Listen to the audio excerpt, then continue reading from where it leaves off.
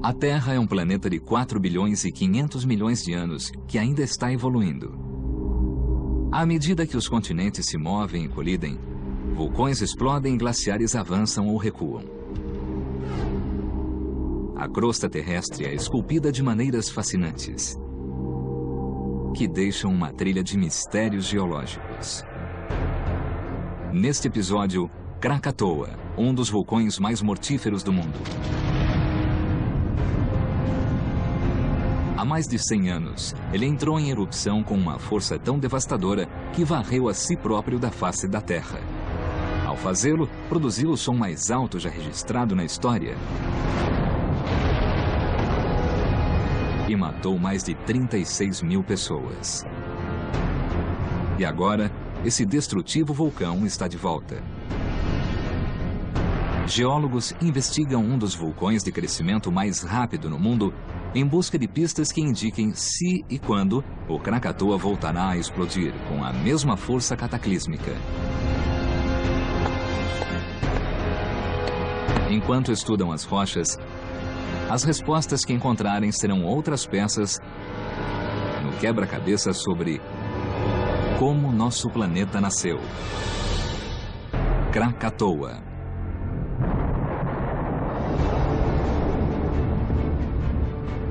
O Krakatoa é um dos vulcões mais perigosos que o homem já conheceu. Quando entrou em erupção em 1883, a explosão foi ouvida em quase 10% da superfície da Terra. Foi um alerta que anunciou para o mundo o incrível poder dos vulcões. O local da monstruosa erupção fica entre as ilhas indonésias de Java e Sumatra, no Estreito de Sunda.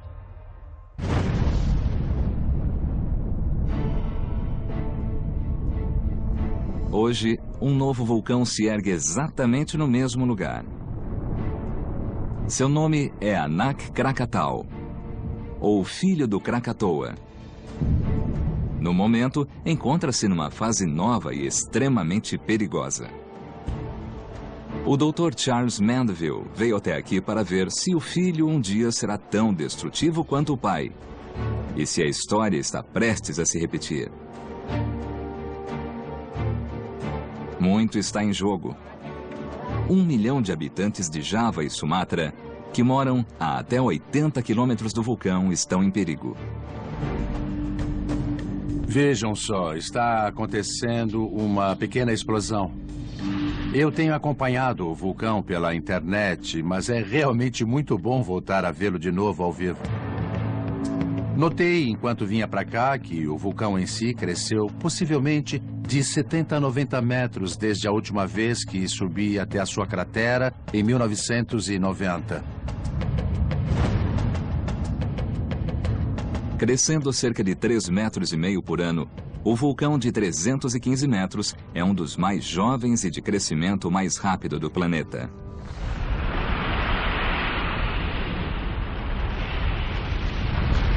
Essa impressionante filmagem mostra seu nascimento explosivo em junho de 1927, quando rompeu o solo oceânico e se elevou das profundezas. Seu rápido crescimento é um sinal claro de que o novo vulcão é extremamente ativo. Mas será tão mortal quanto seu antecessor?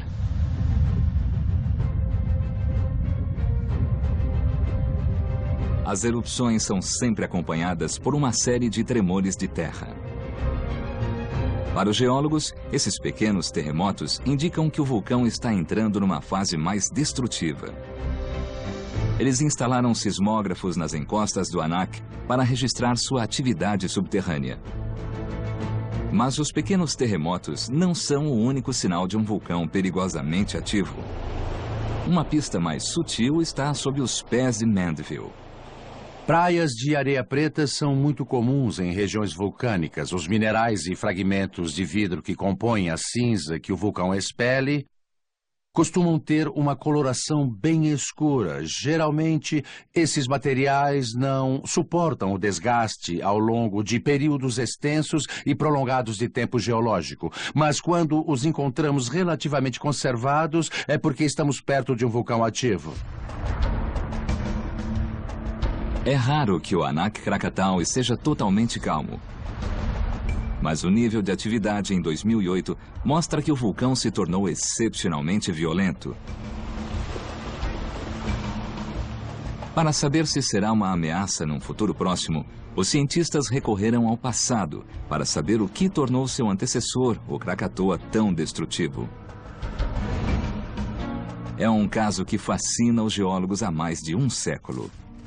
Eu me interessei pela vulcanologia devido à erupção de 1883 que estudei na escola. Lembro que achei incrível que uma ilha pudesse explodir e sumir do mapa. Quis saber por que aquilo tinha acontecido, qual era o mecanismo e se podia voltar a acontecer em outro lugar.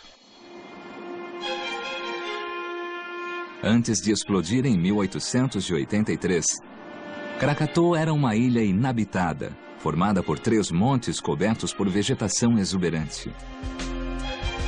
Era parte das Índias Orientais holandesas e de uma próspera rota comercial internacional. Os minerais e especiarias da Indonésia atraíram muitos comerciantes, jornalistas e geólogos do Ocidente. Seus testemunhos ajudaram os geólogos modernos a entender o que aconteceu antes e durante a mortal e chocante erupção do Krakatoa. Nenhum morador se lembrava de atividades vulcânicas até então. E ninguém desconfiava que o Krakatoa estivesse prestes a irromper. Sob sua superfície verde e plácida, o Krakatoa era uma bomba relógio em vias de explodir. A primeira vez que os nativos perceberam que alguma coisa estranha estava acontecendo com a ilha foi em maio de 1883, quando houve tremores de terra. Os tremores chegaram até a capital, Batávia, a mais de 150 quilômetros de distância. Poucos desconfiavam que a ilha de Krakatoa, vista no horizonte distante, era a culpada. E que os terremotos eram o primeiro sinal de sua força demolidora.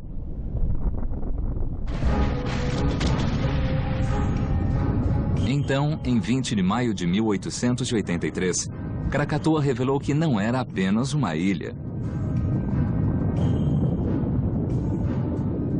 Um dos 3 montes de Krakatoa explodiu com força extrema, lançando cinzas a uma altura de dezenas de metros. Mas, após essa explosão inicial, a atividade pareceu cessar. Os habitantes respiraram com alívio. Achando que era seguro, o governador das Índias Orientais holandesas enviou um grupo de geólogos até a ilha, onde observaram com espanto a paisagem queimada e a cratera fumegante. Seus relatórios detalhados ajudaram os geólogos modernos a entender o que estava por trás da imensa força do Krakatoa. Uma descoberta central foi uma camada de pedras pomes sobre a costa da ilha. Esse material é a lava solidificada que emerge, cheia de bolhas, do centro do vulcão. As bolhas indicam que o Krakatoa era um estratovulcão. Esses vulcões são do tipo clássico que vemos nos livros escolares. São montanhas de encostas íngremes, quase triangulares. São os vulcões mais perigosos do planeta. São alimentados por lava ou rocha fundida que se chama magma quando está debaixo da terra. O magma que flui por esses vulcões é como dinamite líquida. Os estratovulcões são perigosos devido ao tipo de lava que expelem. A lava que os estratovulcões expelem é muito espessa e viscosa. E o perigo é que essa lava contenha grandes quantidades de gás. As bolhas dentro das pedras pomes descobertas em Krakatoa em 1883 mostram que o magma estava cheio de gases explosivos. Porque o magma era viscoso, espesso e resistente ao fluxo, os gases não conseguiam escapar facilmente. A formação de bolhas de gás na lava pegajosa pode ser intensa e levar ao rompimento da lava. Durante esse processo, ela pode destruir o vulcão. A situação se torna explosiva e produz uma perigosa atividade vulcânica. O magma do Krakatoa tinha outra propriedade mortal. Em alguns casos, a lava pode ficar tão espessa a ponto de congestionar ou bloquear o vulcão, formando um tipo de rolha. Então, com o passar do tempo, o magma continua subindo e ficando preso pela rolha. Em algum momento no futuro, a pressão causada pelo magma acumulado se torna tão grande que rompe a rolha, produzindo uma erupção vulcânica catastrófica.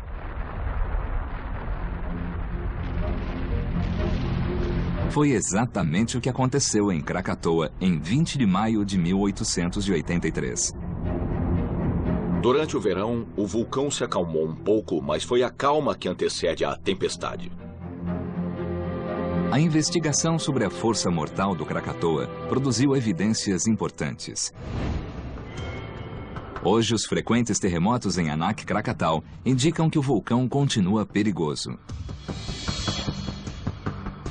As pedras pomes de 1883 revelam que o Krakatoa era um extrato-vulcão, cuja lava, rica em gases, o tornou perigosamente explosivo. A erupção do Krakatoa em maio de 1883 foi espetacular, mas sob a superfície, o vulcão se reabastecia. Sem que ninguém soubesse, uma erupção ainda maior se preparava em silêncio.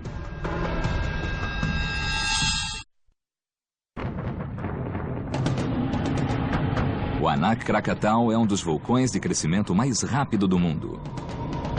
Ao investigar seu perigo para a região, os geólogos voltaram ao passado para entender o que tornou seu antepassado tão mortal.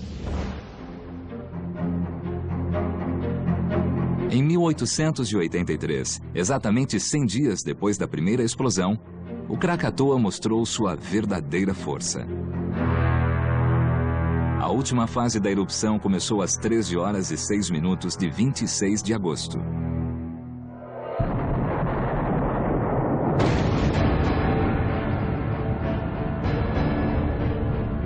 Os 3 montes vulcânicos irromperam ao mesmo tempo, lançando espessas nuvens de cinzas e fumaça a altura impressionante de 27 quilômetros.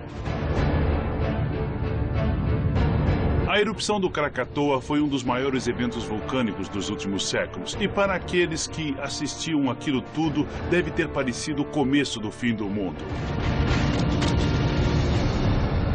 A força da erupção foi imensa, como a de um gigantesco motor a jato virado para cima.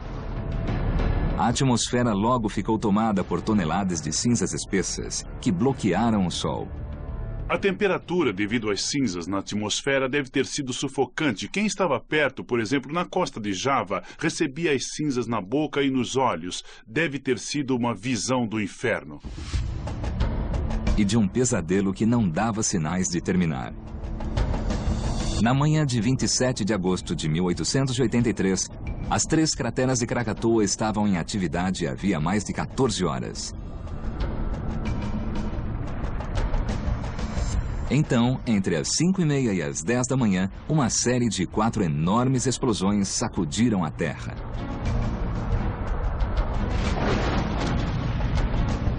O barulho foi tão alto que pôde ser ouvido a 3.000 quilômetros de distância, no deserto australiano. A terceira explosão foi o som mais alto já registrado na história. O equivalente a 200 megatoneladas de TNT, 13.000 vezes o tamanho da bomba que destruiu Hiroshima.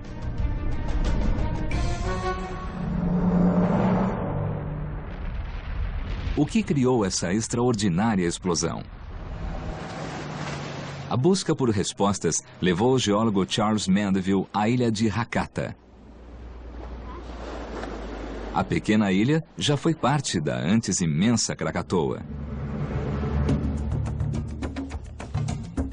O registro das atividades do vulcão de 20 de maio a 26 e 27 de agosto está representado nesta ilha por depósitos em camadas que estão preservados na selva.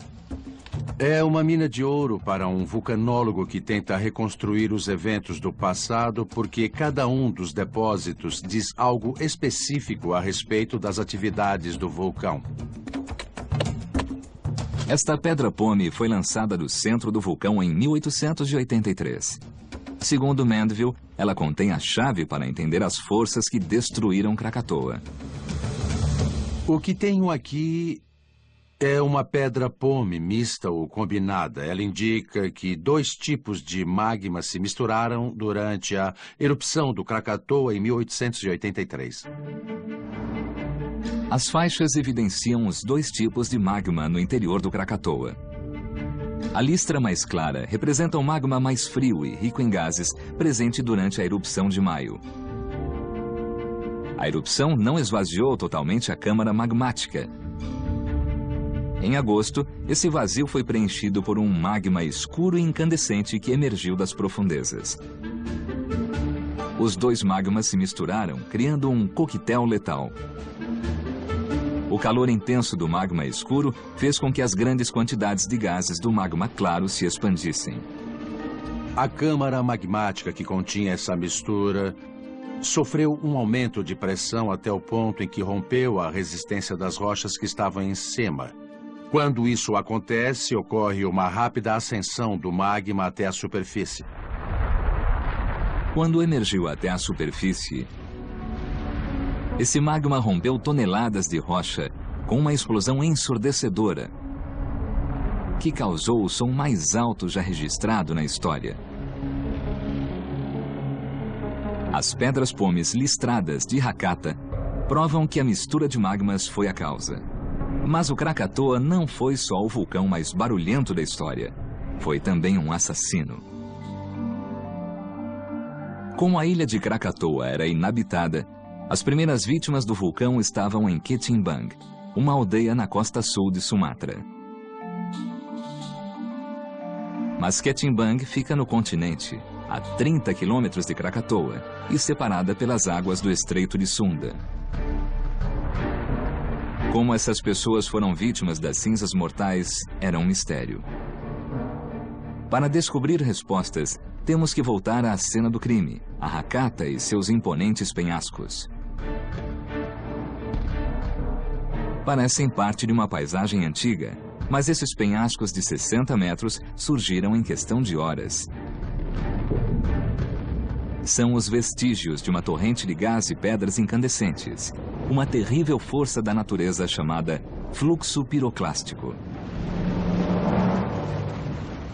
Os fluxos piroclásticos são muito rápidos, não dá para fugir deles. Também são muito quentes, com centenas de graus centígrados, e quem é alcançado por eles é incinerado imediatamente. As vítimas mais famosas de um fluxo piroclástico estão em Pompeia, a cidade romana que foi totalmente destruída durante uma erupção do Vesúvio no ano 79. Os restos humanos perfeitamente conservados atestam o poder dessas avalanches ardentes. A maioria das pessoas morreu não por causa de queimaduras, mas porque respirou os gases tão quentes que destroem a traqueia e os pulmões instantaneamente e matam na hora. O tamanho dos penhascos de Hakata permitiu que os geólogos calculassem que os fluxos piroclásticos causados pelo Krakatoa tinham a incrível altura de 850 metros. Mas as vítimas dessa torrente mortal estavam do outro lado do Estreito de Sunda, e o que aconteceu foi realmente espantoso. Os fluxos piroclásticos aderem ao chão, ou seja, eles seguem rente à superfície enquanto avançam, mas tem uma parte superior que é muito rica em gases quentes e de densidade baixa. Quando um fluxo piroclástico chega ao mar, o material denso baixa para o solo oceânico, mas o material rico em gases quentes continua avançando pela superfície da água. Não há fricção entre o gás e a água e pode se deslocar por grandes distâncias.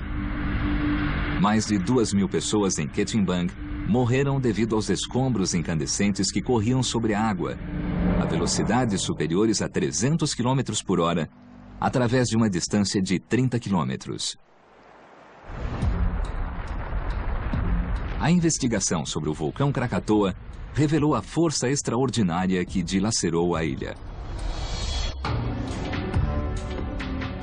As pedras pomes listradas provam que a mistura de magmas causou a vasta explosão. Mas por uma outra força da natureza.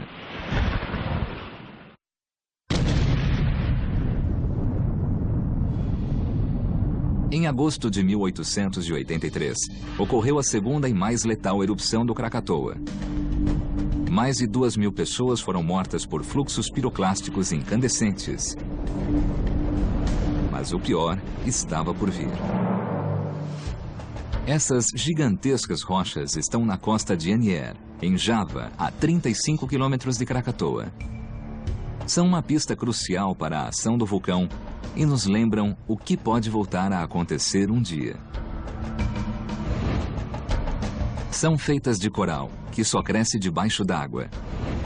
Então, uma força imensa liberada pelo Krakatoa deve tê-las trazido para cá.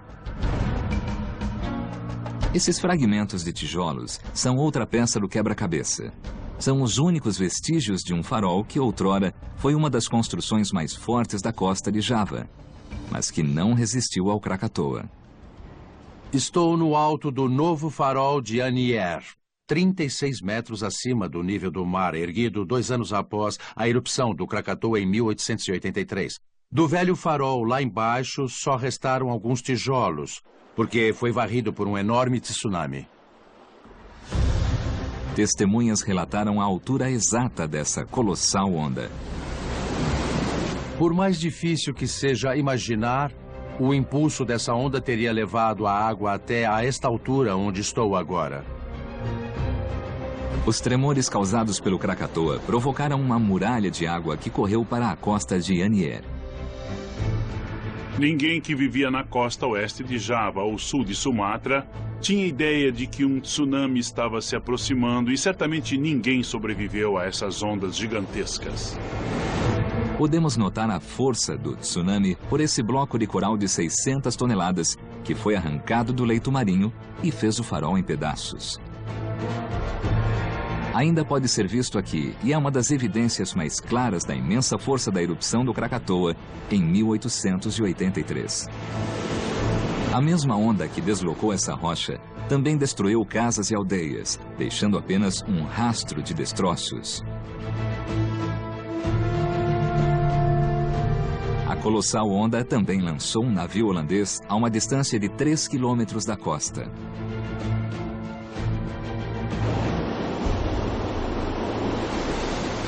O imenso tsunami ceifou a vida de mais de 34.000 pessoas. É possível que os moradores das aldeias do oeste de Java e sul de Sumatra tenham pensado: o vulcão está lá longe, é uma ilha que não pode nos afetar.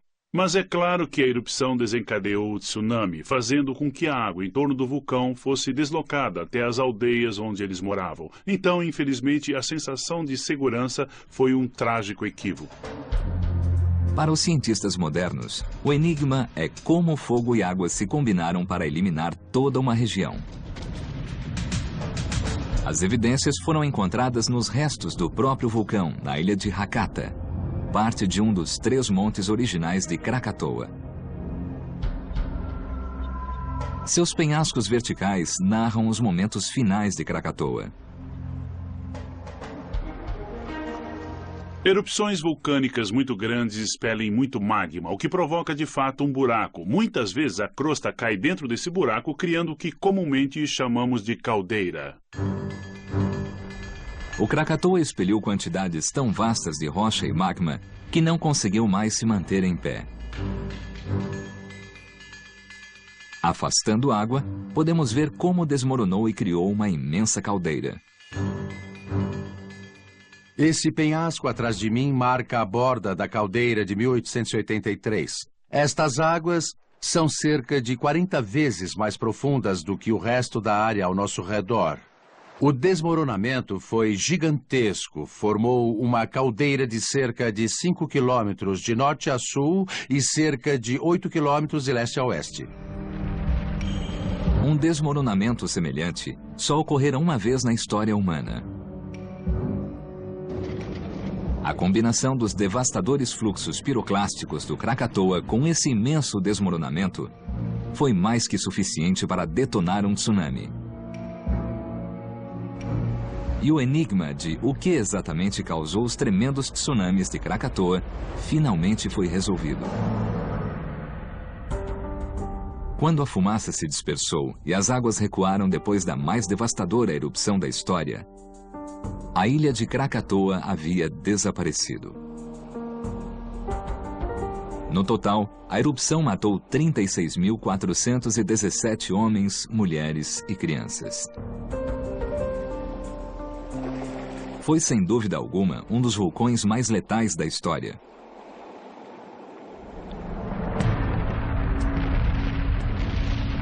Mas enquanto investigavam a erupção de 1883, os cientistas descobriram antigos fluxos de lava ocultos na selva e no leito marinho. O demolidor vulcão já atacara antes. Mas, ao datar os fluxos de lava, os cientistas se depararam com um problema. A datação por carbono conseguiu situar a erupção apenas entre o século I e o século XIII, um intervalo de 1.200 anos. Os cientistas precisavam de mais informações para tentar prever uma nova erupção e ajudar as centenas de milhares de pessoas que vivem na região.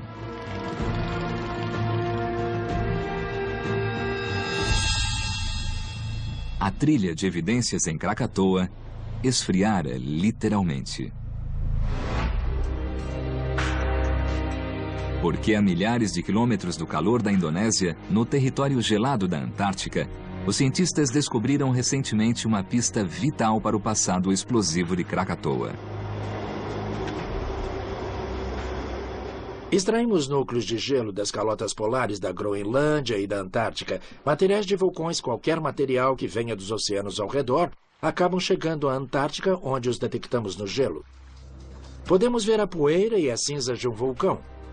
Muito pouco dos grandes vulcões indonésios chegam à Antártica. Mas o que nós vemos é ácido sulfúrico. Vulcões expelem muito dióxido sulfúrico na atmosfera, que se torna ácido sulfúrico e que medimos no gelo.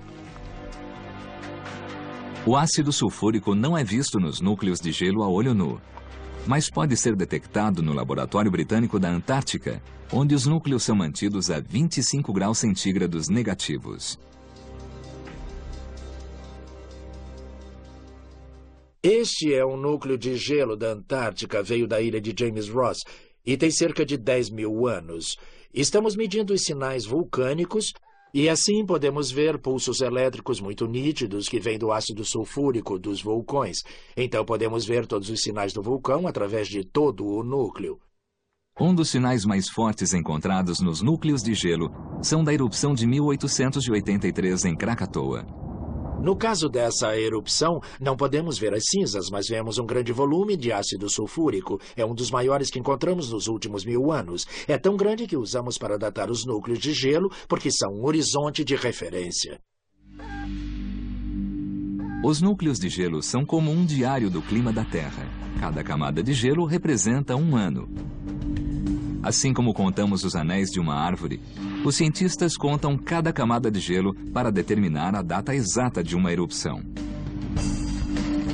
Contando a partir do sinal de 1883, há um grande aumento dos níveis de ácido sulfúrico no ano 535, o que é indício claro de uma enorme erupção nos últimos dias do Império Romano, muito maior que a de Krakatoa em 1883. Estamos começando a concluir que houve uma grande erupção vulcânica em 535. De fato, parece uma das maiores em termos de quanto ácido sulfúrico foi para a atmosfera. Os núcleos de gelo dizem muito sobre esse vulcão misterioso. Sua erupção foi tão grande que exerceu um impacto global. Sua data se situa exatamente no meio do período dos fluxos de lava de Hakata. Poderia ser o Krakatoa? As pistas parecem encaixar. Se a erupção foi a mesma, isso indica que Krakatoa teve um passado muito mais mortal e que seu futuro pode ser bem mais destrutivo. Mas dizer se veio de Krakatoa é muito difícil. Vimos na Antártica e também na Groenlândia, então sabemos que provavelmente foi numa latitude média, em torno do Equador, talvez. É uma possibilidade, mas ainda não podemos precisar o local exato. Apesar dessa incerteza, a capacidade de destruição do Krakatoa é inquestionável. Os íngremes penhascos de Hakata mostram que o Krakatoa desmoronou e formou uma enorme caldeira que causou um tsunami mortal. Mas os núcleos de gelo da Antártica sugerem que o Krakatoa pode ter irrompido antes, com muito mais força do que em 1883. Para descobrir o que criou não só Krakatoa, mas também o atual Anak Krakatau, os cientistas terão de voltar ainda mais no tempo. Cerca de 2 milhões de anos.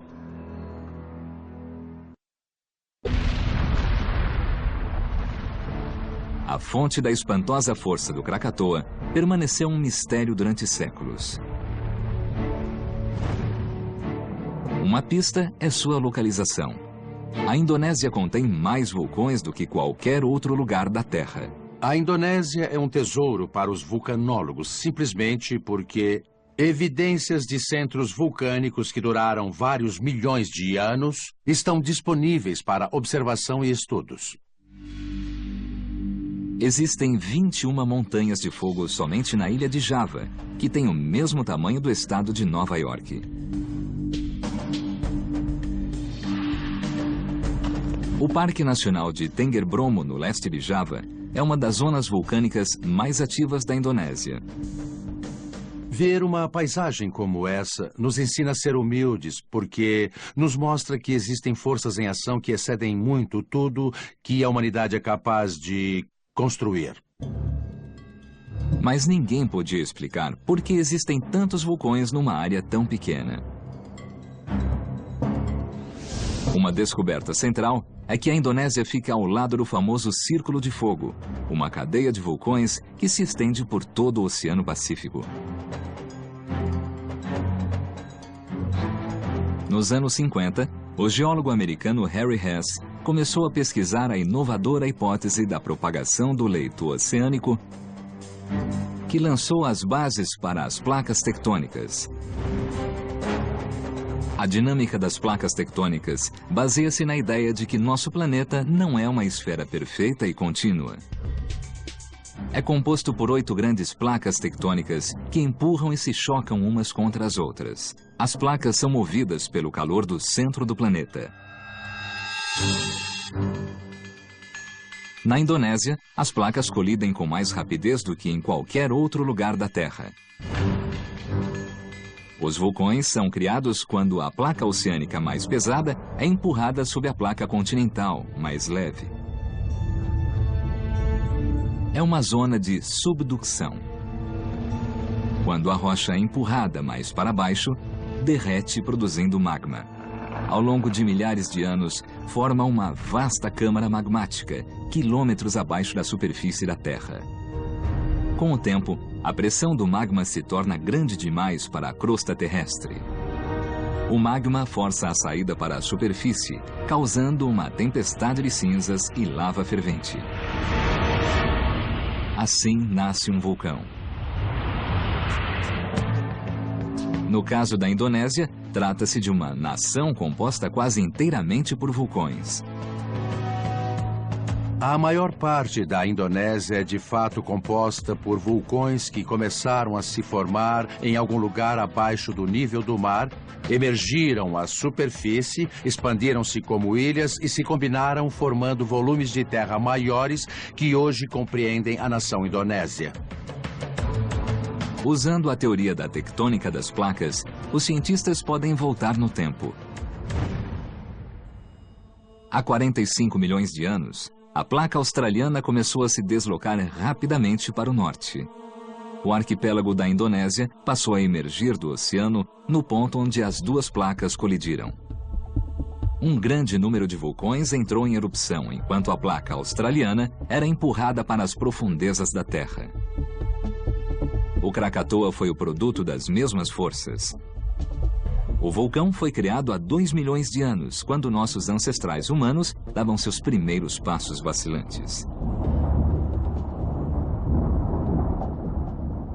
Então, o fato de que sob o Estreito de Sunda, na Indonésia, todos esses processos se davam a cerca de 120 quilômetros da superfície, acabou tornando inevitável a existência de um vulcão como o Krakatoa e também sua catastrófica erupção. O que tornou o Krakatoa bem mais perigoso que as centenas de outros vulcões indonésios só se tornou claro em 1988. Cientistas descobriram que grandes terremotos ocorriam debaixo do Estreito de Sunda.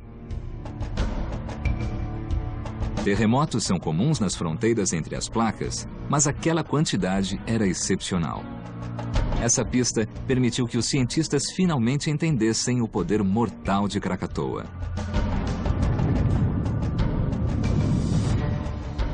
Sob Krakatoa, no meio do Estreito de Sunda, a zona de subducção contém uma imperfeição que distorce e rompe a crosta da Terra e fornece ainda mais material para encher a câmara magmática de Krakatoa. Quando há imperfeições, duas coisas podem acontecer. Primeiro, há mais chances de terremotos porque a imperfeição começa a romper ou se abrir. E segundo, o local da imperfeição pode causar derretimento de minérios e, portanto, é esse derretimento que ocorre no manto que produz a lava que o vulcão expele para a superfície. Finalmente, as origens de Krakatoa foram reveladas. As centenas de vulcões da Indonésia mostram que o país jaz sobre um instável limite entre as placas. E o número alto de terremotos indica que Krakatoa ergue-se sobre uma falha mortal dentro dessa zona. Mas os cientistas podem usar esse conhecimento para prever o futuro de Krakatoa? Hoje, essa previsão é mais importante do que nunca, porque o vulcão voltou e cresce a cada dia.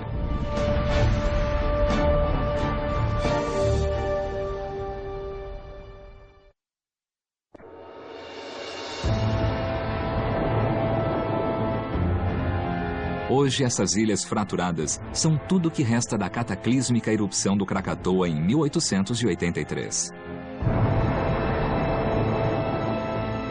Hoje é mais importante que nunca entender melhor esse evento, porque no mesmo estreito, uma nova ameaça está crescendo.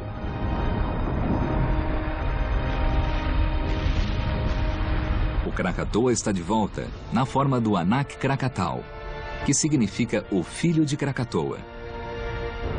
E esse descendente agora mostra sinais de violência. Como uma fênix que emerge das cinzas, o Anak Krakatau cresce diretamente sobre o local do vulcão Krakatoa, levando os cientistas a concluir que se alimenta da mesma câmara magmática nas profundezas do Estreito de Sunda. Essa herança mortal significa que o Anak pode se tornar um dos vulcões mais perigosos da Terra. Mas essa ameaça é iminente? Desde sua explosiva origem, em 1927, o Anak entrou em erupção de modo frequente e violento. Um dos vulcões de crescimento mais rápido do planeta, essa montanha de 315 metros é um espetáculo. Prever exatamente quando outra grande erupção se dará é difícil, mas há pistas. Tremores subterrâneos são um sinal claro de que o magma nas profundezas do vulcão começa a se deslocar. Sismômetros instalados no vulcão indicam quando as rochas se fraturam, não só na chaminé, mas na subsuperfície, o que anuncia a chegada de magma novo e fresco ao edifício do cone. Esses detalhes são transmitidos via rádio a uma estação de monitoramento no continente, que funciona 24 horas por dia. A escala para medir a ameaça é simples e vai de 1 a 5. Acima de 3, o alerta vermelho é acionado. No momento, oscila em torno da zona de perigo, o nível 3. O tipo de magma dentro do vulcão é outro critério para avaliar o potencial de uma grande erupção. Mas é impossível testar o magma em si, pois ele fica a muitos quilômetros da superfície da Terra. Sendo assim, resta examinar o material que foi ejetado do vulcão. As bombas de lava. Isto aqui é uma bomba de escória de andesina basáltica que provavelmente foi arremessada de uma chaminé a uns 1.200 metros daqui. E podem imaginar que ser atingido por isto não seria muito bom. Essas bombas podem chegar ao tamanho de uma geladeira ou uma televisão, o que as torna ainda mais letais, principalmente a uma velocidade de 190 km por hora. A análise dessas pedras, feitas de andesina e basalto, permite entender a composição do magma subterrâneo. Parte do que isto indica é que a composição dos magmas expelidos pelo Anak é diferente dos magmas ejetados na erupção do Krakatoa em 1883. Continha muito mais sílica e era de cor bem mais clara, variando de bege a quase branco. Quanto maior o conteúdo de sílica, mais viscoso é o magma. E foi o que contribuiu para a explosiva erupção do Krakatoa em 1883. Os gases explosivos ficaram presos no magma e a pressão foi se acumulando com o tempo. Felizmente, a cor escura das bombas de lava do Anak Krakatau indica que o magma tem pouca sílica e que os gases explosivos ainda não chegaram ao nível crítico de 1883. Mas isso pode mudar. Ao longo dos anos, um magma como este pode, de fato, evoluir e se tornar algo muito explosivo. À medida que o Anak Krakatau cresce, o magma se tornará mais espesso e viscoso. Como aconteceu com seu antecessor, o espessamento do magma poderá bloquear a chaminé. Esse silêncio pode sinalizar um desastre. Significa que a pressão pode estar se acumulando no interior. Se aumentar demais, a Indonésia poderá ser palco de outra explosão cataclísmica.